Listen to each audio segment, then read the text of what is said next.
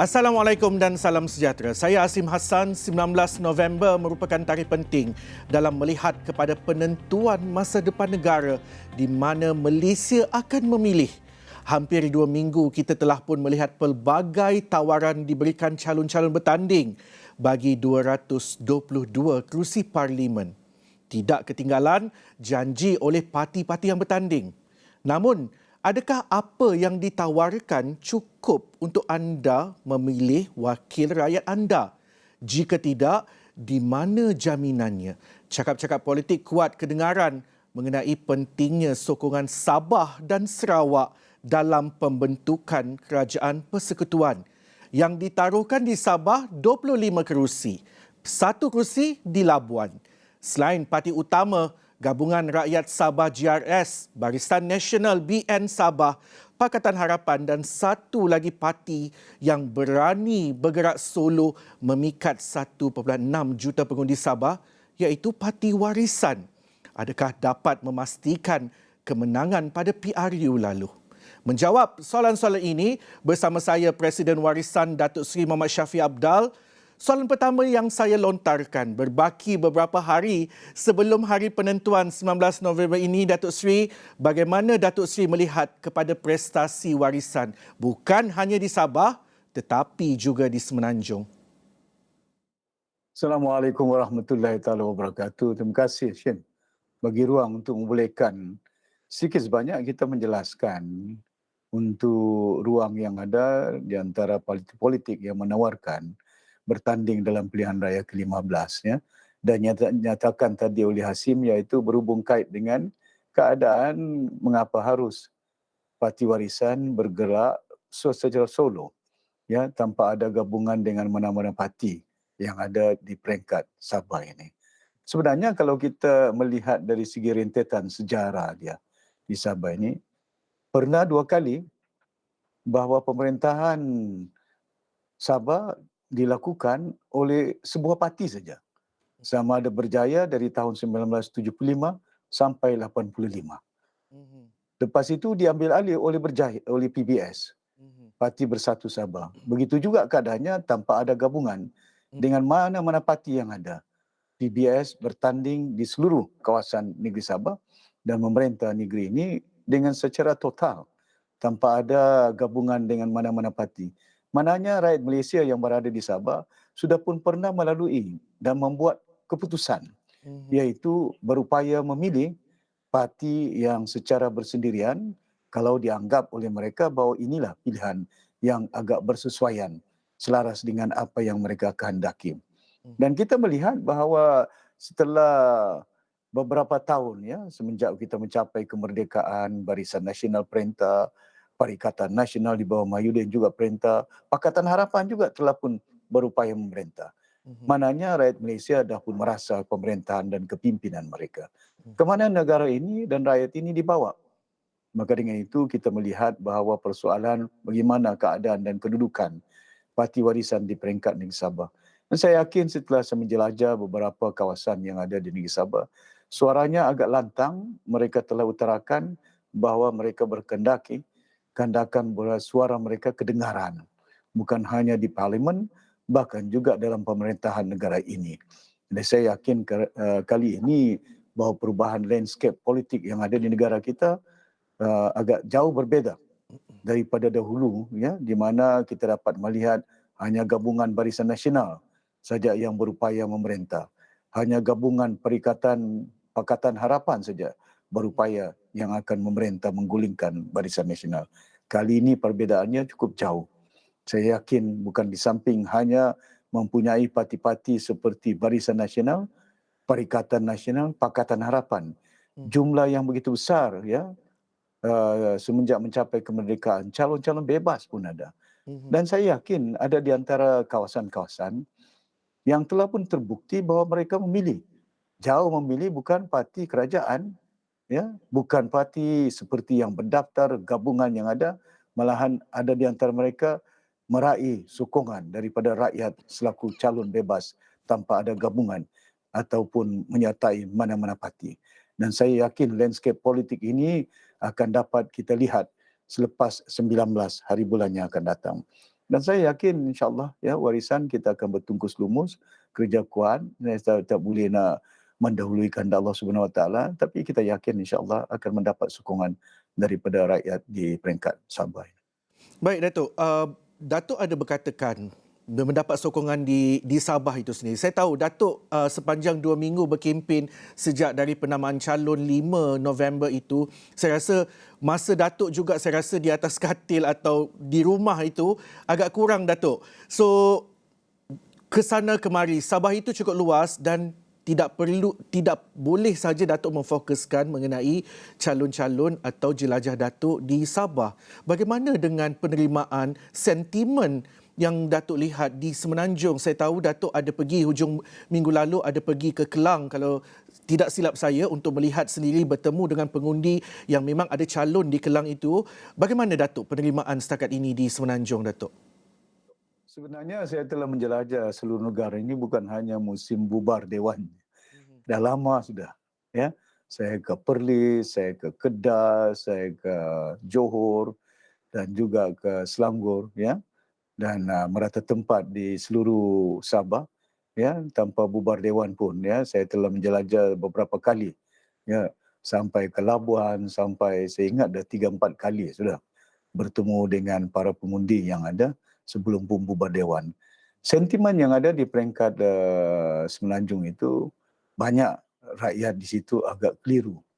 Malahan bila saya berjumpa dengan penduduk daripada Johor contohnya, mereka bertanya, Datuk Seri, bagaimana pandangan Datuk Seri? Siapa kami harusnya sokong?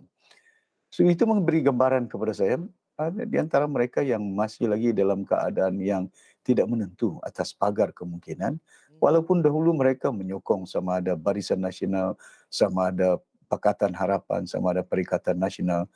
Kali ini banyak di antara mereka agak rasanya keliru dengan lontaran janji-janji, lontaran suara-suara daripada ahli politik. Kalau mereka menjadi wakil rakyat, kalau mereka menjadi kerajaan, maka ditawarkanlah rakyat dengan berbagai-bagai kaedah cara yang mereka berikan. Dan ini saya yakin bahawa di Semenanjung ini kita mempunyai ruang ya untuk membuat pilihan kepada rakyat di negara Malaysia. Ya, ada di antara mereka tokoh-tokoh yang bukan hanya tidak terkenal, bukan muka-muka baru, ada di antara mereka bekas Exco, bekas ahli parlimen, ya, termasuk bekas Presiden MCA yang turut menawarkan diri, turut bersama-sama kerana mereka berasa bahawa sudah sampai ketika kita membuat satu pendekatan yang baru, landscape politik yang baru di mana bukan hanya parti berdasarkan kaum, parti berdasarkan agama, tapi parti berdasarkan masalah rakyat, isu driven seperti pengangguran, seperti ekonomi, seperti kesihatan, seperti keselamatan, seperti pendidikan, prasarana yang ada menjadi perhitungan kepada rakyat. Kalau di Semenanjung tidak berbangkit tentang bakalan air, bakalan elektrik, ya, yang tidak mencukupi jalan raya yang tidak baik, mungkin di situ ada masalah isu-isu tentang bagaimana mengurus letak kereta yang tak cukup, ya. Baik. Datuk, Traffic jam ingin juga yang saya begitu. mencelah sedikit Datuk. Ada sebelum ini kata-kata mengatakan kehadiran warisan itu hanya untuk orang kata apa mengganggu politik yang dah memang orang kata banyak dan semak yang ada di Semenanjung itu. Kenapa tidak Datuk fokus kepada di Sabah itu, menguatkan jentera warisan itu di Sabah dan keputusan, walaupun saya tahu Datuk kata, selalu Datuk menyatakan dalam temu bual sebelum ini ada menyatakan kenapa tak boleh SIM warisan ke Sabah, ke Semenanjung. Mungkin Datuk pada hari ini ada kenapa perlunya warisan itu meramaikan lagi parti yang sedia ada dah di Semenanjung ini Datuk? Seperti yang saya nyatakan tadi Hashim, ya, persoalan dibangkitkan oleh rakyat Malaysia dari Semenanjung. Mereka tidak tahu, mereka belum buat keputusan. Siapa yang kami sokong Datuk Seri, ya? Bagilah nasihat sedikit. Maknanya mereka ni masih agak keliru, tidak begitu jelas mana satu pimpinan, mana satu parti yang mereka pilih. Mereka telah pun memilih. Saya rasa kita dah tahu, saya juga bersama Barisan Nasional lebih daripada 26 tahun. Saya juga telah bersama dengan Pakatan Harapan. lebih daripada 6 tahun. Ya. Selepas itu kerjasama dengan rakan saya, Tan Sri Mahyudin Yassin yang juga menjadi pimpinan Perikatan Nasional. Dan saya telah pun melihat keadaan kepimpinan dan hala tuju yang mereka bawa. Ya.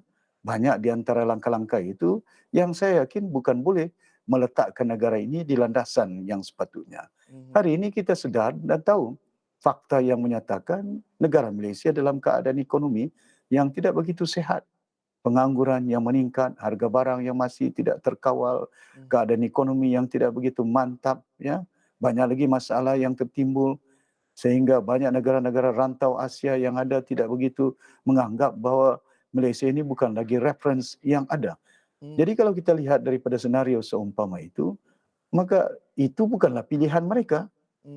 Pakatan Harapan, Perikatan Nasional, Barisan Nasional ataupun GTA yang ada. Gerakan Tanah Air contohnya. Ya. Bukan lagi jadi pilihan. Maka dengan itu, rakyat di situ telah pun terpanggil. Ada di antara mereka menyatakan, berjumpa dengan saya setahun dua lalu. Datuk Seri, why didn't you expand your party to Semenanjung, provide a choice, a multiracial party, a truly multiracial party yang berdasarkan hanya isu driven, tidak kaum, tidak agama. Ya, jadi itu yang saya lihat bahawa inilah sebabnya mengapa kita menawarkan diri ke peringkat Semenanjung. Di samping itu juga kita sedar bahawa untuk membuat perubahan yang ada di negara ini tidak akan boleh berlaku kalau sekiranya jumlah kursi di parlimen itu. Contoh bila saya bangkit tentang mempersoalkan belanjawan, kita nak undi. Ya. Parti Pembangkang Pakatan Harapan tidak lagi ada di Dewan kerana mereka telah pun menandatangani MOU dengan Datuk Ismail Sabri, dengan Mahyudin Yassin tidak berbangkit kerana mereka telah menyatakan di bawah MOU itu kalau timbul sesuatu perkara setelah berunding, setelah dipersetujui, maka mereka abstain, tidak boleh hadir, menolak sama ada rang undang-undang, sama ada belanjawan yang telah pun dirunding sedalam dengan atas memorandum yang telah pun disepakatkan. Ada di antara perkara itu mungkin yang mereka harus faham, mereka boleh terima, tapi saya selaku wakil pembangkang tak boleh terima. Kerana ada di antara langkah-langkah yang dilakukan, ya bukan semuanya orang cakap baju semuanya sesuai untuk boleh dipakai oleh semua orang. Betul. Okay. Jadi saya melihat, Hashim, itulah di antara sebab-sebab ya kita melihat bahawa progressive society di masa akan datang perlu kita lahirkan, di mana bahawa sudah sampai ketika dia landscape politik yang perlu kita reset. Seperti yang berlaku di United Kingdom, Labour, Konservatif, tidak berdasarkan kaum, tidak berdasarkan agama, begitu juga Demokrat, Republican, tidak berdasarkan bangsanya, malahan dia hanya berdasarkan isu seperti ekonomi, pengangguran, kesihatan, keselamatan, pendidikan, segala-gala yang ada untuk kepentingan rakyat umum, bukan kepentingan parti. Kalau berdasarkan kaum, parti ini perlu kaum dia dengar. Kalau parti ini berdasarkan agama, maka agama itu perlu didengar. Ya? Datuk Seri ada 5 manifesto perpaduan kerajaan yang bersih dan berintegriti, tadbir urus yang telus, inklusif dan kerajaan yang adil. Okey, sebentar lagi kita akan berhenti rehat seketika, tetapi sebelum itu saya tanya Datuk Seri, bagaimana pula dengan manifesto ini dan juga cakap-cakap mengenai Blok Borneo itu sendiri, kerjasama bersama rakan-rakan pemimpin di Sarawak. Kita berhenti rehat seketika, kembali lagi selepas ni.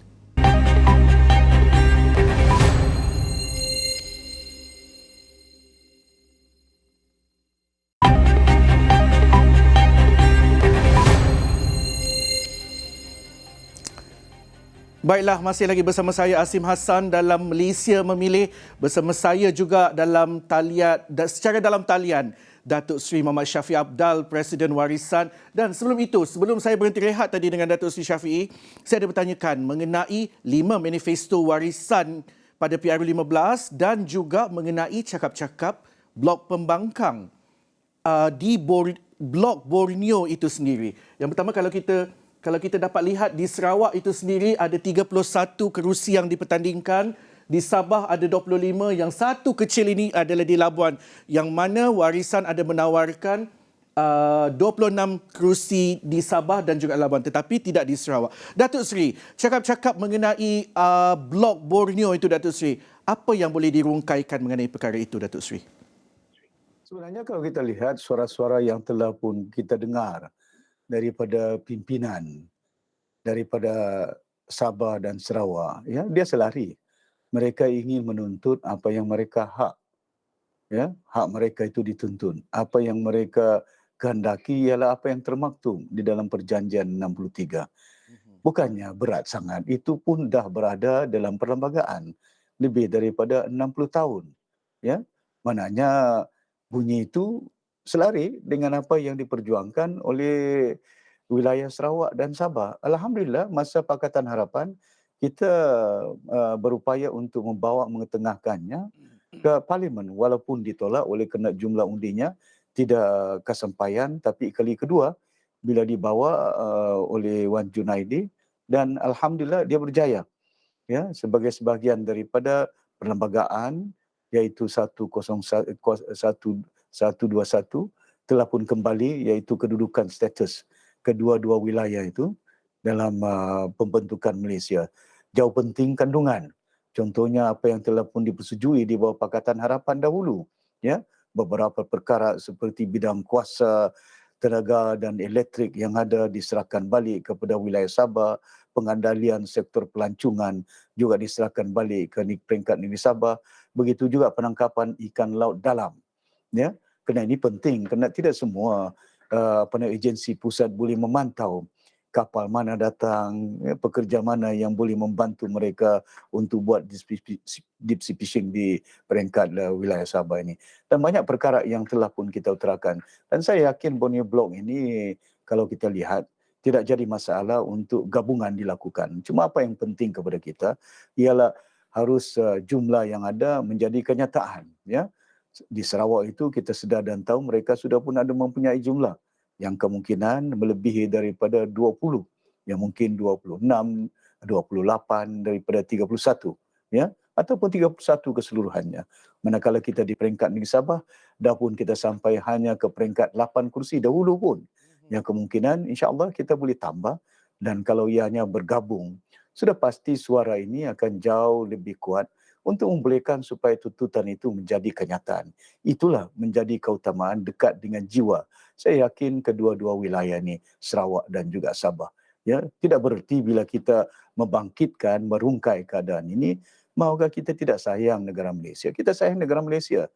Dalam pembinaan sebuah negara, kalau kita menyentuh nurani umat daripada wilayah-wilayah ini, maka cintanya, sayangnya tidak akan dapat diganggu-gugat itu kerana mereka rasanya mendapat kesaksamaan, Baik, Datuk Seri, keadilannya. ingin juga saya bawakan di sini bila kita melihat kepada kerusi tumpuan sebagai contoh kerusi Parlimen Tuaran. Datuk Seri warisan di sini meletakkan Joanna Su Henley Rampas yang kita tahu sebelum ini pernah bertanding pada 2018 menentang dengan calon daripada GRS, Datuk Johnston Bangkuai, dan juga pada waktu 2018 itu rakan bersama Datuk Seri dalam Pakatan Harapan UAPCO itu sendiri, Datuk Madius Tangau yang menang di kerusi Parlimen Tuaran itu sendiri. Dan bila kita melihat Datuk Johnston juga baru-baru ini pada pilihan raya ke 2020 ke-16 Sabah itu juga sekali lagi menang. Pada waktu itu calon daripada warisan Joanna tidak bertanding, tidak dipertaruhkan. So bagaimana kali ini? Itu pertama di Sabah kita melihat kepada perkara itu, Datuk Seri. Yang kedua, Datuk Seri, juga ingin juga kita lihat pertembungan di kerusi Pandan itu sendiri apabila Datuk Seri meletakkan calon warisan itu, Tan Sri Ong Tee Kiat itu, bekas Presiden MCA di Pandan, bertemu bukan calon-calon orang, Datuk Seri. Pertama sekali adalah Pakatan Harapan punya. Kalau kita tengok dua di sini, daripada timbalan Presiden PKR, Rafizi Ramli. Datuk, melihat kepada dua-dua calon, Tan Sri Ong Tee Kiat dan juga Joanna Rampas, bagaimana Datuk melihat agihan dan tumpuan kerusi dan juga bagaimana sentimen di kawasan itu yang boleh memastikan warisan mendapat satu di setiap calon, di setiap kerusi ini, Datuk Seri? Saya melihat contohnya bila kita mengagikan kursi-kursi ini, bukan hanya berlandaskan bahawa perhitungannya ialah untuk boleh memenangi pilihan raya bila kita meletak calon itu. Di samping itu juga, kita ingin memilih tokoh-tokoh anak-anak muda campuran dengan orang-orang yang berpengalaman. Sebagian besar ya, lebih daripada 60% ialah pilihan calon kita anak-anak muda. Kena kita tahu bahawa ini proses peremajaan dalam sistem mematangkan negara kita supaya kita mempunyai banyak pilihan. Bukan hanya pilihannya kita bagi dengan Johnston, Matius Tangau, walaupun pernah bertanding, ya begitu juga Datuk Matius Tangau bertanding di peringkat DUN, dia kalah. Bertanding di peringkat parlimen dahulu, dia menang. Ya. Dan saya yakin ya, pilihan rakyat bukannya dalam keadaan kita katakan sentiasa konsisten. Ya. Dia boleh berubah. Ya. Seperti juga Johnston ataupun Matius Tangau dahulu merupakan mantan Presiden APCO. Sekarang ini bukan lagi jadi Presiden APCO. Waktu dahulu kita bergabung dengan Parti Warisan. Ya. Mereka menggunakan lambang APCO. Hari ini menggunakan lambang Pakatan Harapan. Jadi kalau saya melihat senario yang berbeza-beza, selera rakyat di peringkat wilayah Sabah ini, mereka kendaki parti tempatan. Ya. Dan GRS itu bukanlah parti tempatan. Cuma dia gabungan antara parti tempatan dengan parti daripada Semenanjung. Bersatu, gerakan, parti-parti UMNO. Ya. Manakala di situ yang tempatan PBS, STAR, PCS yang ada dan ASNO. Ya. Cuma jumlah mereka perolehi kecil saja. Contohnya PBS hanya mendapat 4 kursi saja. Manakala Bersatu lebih daripada 7 kursi. Ya. Dan itu yang kebimbangan suara rakyat menyatakan bahawa adakah suara Sabah itu dapat didengar kehendak mereka kalau mereka diwakili oleh yang berhormat tapi presiden mereka berada dalam gabungan parti yang besar di Semenanjung itu. Jauh lebih kalau sekiranya mereka mewakili sebuah parti yang lokal yang mungkin suara mereka selari dengan suara rakyat yang telah pun memberi sokongan kepada mereka. Dan saya yakin itu keadaan dia di peringkat Sabah itu. Manakala di Pandan itu, senario yang kita pertimbangkan jauh berbeza. Kerana kita yakin bahawa MCA merupakan bekas satu parti yang terbesar kaum Cina yang ada di negara Malaysia. Pernah memerintah banyak kursi dan parlimen, pernah memerintah beberapa tempat. Ya. Dan Presiden Ong Tee Kiat seorang tokoh ahli politik yang bukan hanya berpengalaman, tapi dia merupakan seorang tokoh yang more on grassroots level, turun ke bawah. Dan Pandan pernah dia wakili dan para pengundi di Pandan ini bukannya asing kepada beliau. Ya, mereka tahu siapa dia, mereka pernah mendapat pertolongan, panduan dan bantuan daripada beliau. Jadi bukan asing kepada kita. Jauh penting kepada kita ialah gabungan masyarakat yang ada, warisan itu berbagai parti. Kalaulah mantan Presiden Parti MCA boleh menyertai parti warisan berbagai bangsa, ya, yang berdaftar di ROS, presidennya dari Sabah. Ikatan itu, masyarakat Cina yang pimpinannya mantan Presiden MCA boleh menyertai warisan, kenapa tidak ikut dengan BN, kenapa tidak ikut dengan PN, kenapa tidak ikut dengan PH, kenapa tidak ikut dengan Pejuang, ya.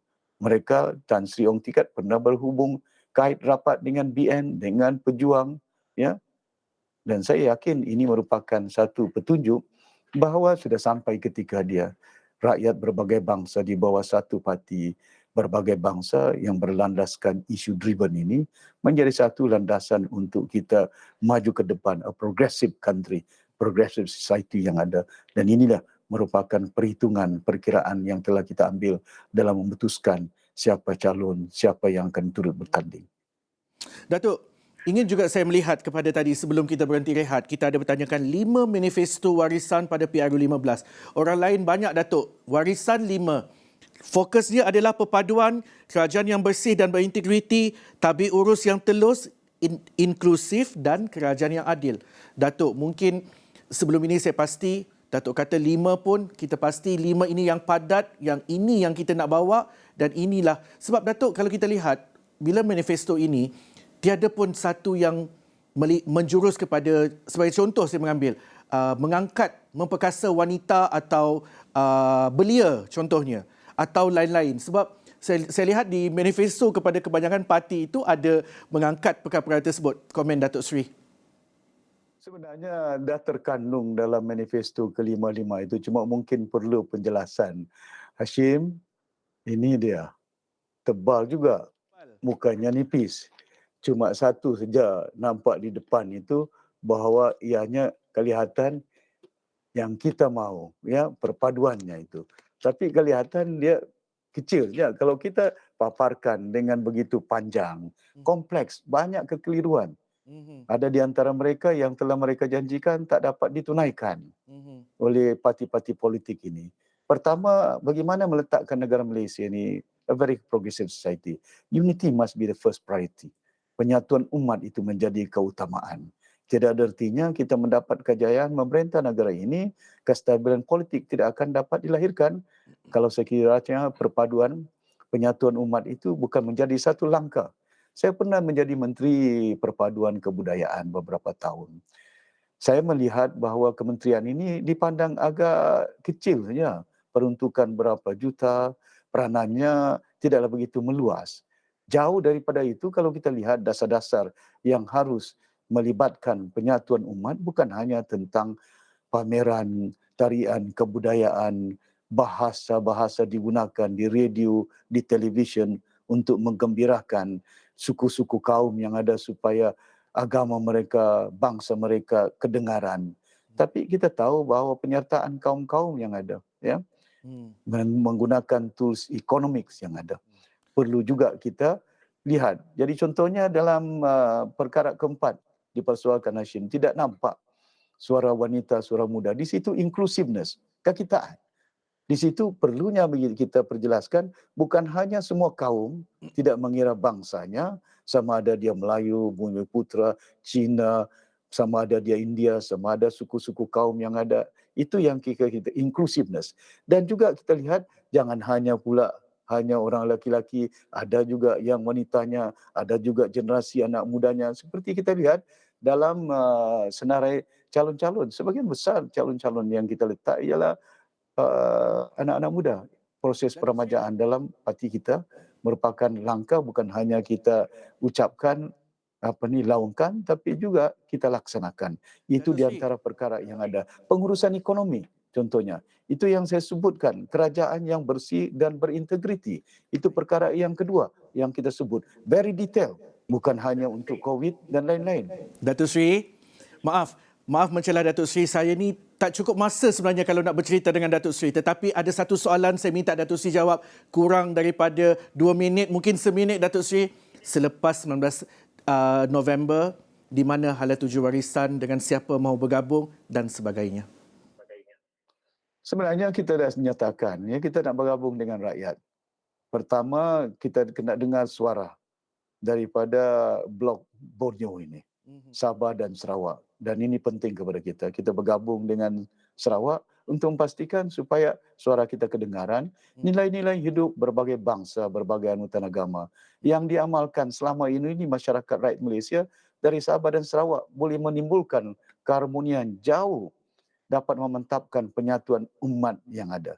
Baik. Gabungan kita dengan Tanah Semenanjung itu rakyat. Pasal itu kita turut bertanding 26 kursi yang ada di situ, ya. Baik, Datuk Dan Seri. kita akan lihat bagaimana keadaan-keadaan yang berlaku. Contohnya bukan hanya parti-parti yang berdaftar di situ, ada calon-calon bebas. Dan saya yakin calon-calon bebas ini jumlahnya akan besar. Kalau sekiranya mereka selari dengan apa yang kita kendaki, kita akan lihat. Tapi jauh penting keutamaan ialah kita bergabung dengan kerajaan dan juga Sarawak itu untuk Baik. kedengaran. Dan di samping itu, dengan Semenanjung kita akan uruskan dengan sebaik mungkin. Baiklah, itu dia tadi Datuk Seri Muhammad Shafie Apdal, Presiden Warisan. Sudah pasti kalau kita menemu buah Datuk Seri, sudah pasti kita tidak akan cukup masa, banyak sangat input dan idea yang akan beliau nyatakan. Okey, baiklah. Pastikan anda menunaikan tanggungjawab anda pada 19 November ini kerana suara anda, suara Malaysia.